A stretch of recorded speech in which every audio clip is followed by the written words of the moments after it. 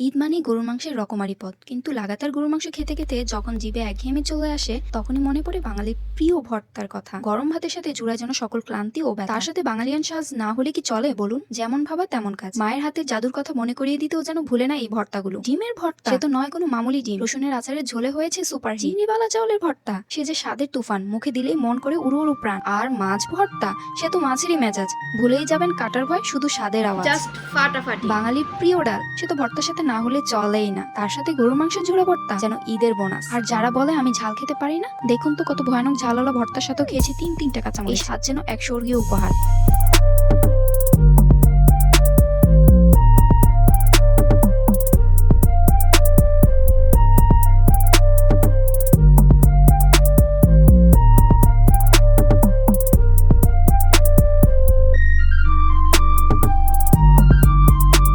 এই তো দেখুন প্লেট শেষ, গরুর মাংসের রেশ। জাস্ট মারা। নিমেষে উদাও হলো, মনে জায়গায় আনন্দ বেশ। ঈদ হোক বা যে কোনো দিন, ভর্তা প্রেমীরা জানেন এর আসল মজা। আপনার প্রিয় ভর্তা কোনটি? কমেন্ট সেকশনে অবশ্যই জানাতে পারেন।